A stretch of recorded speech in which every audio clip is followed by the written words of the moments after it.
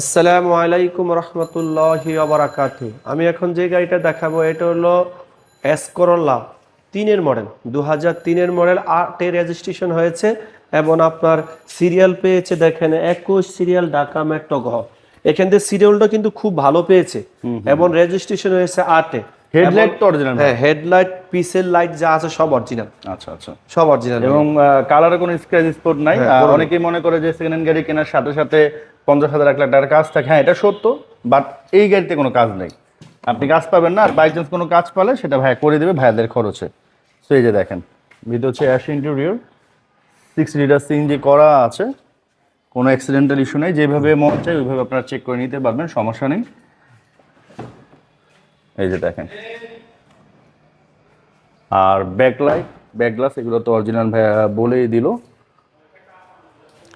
তো এই হচ্ছে গাড়িটা, দেখতে পাচ্ছেন।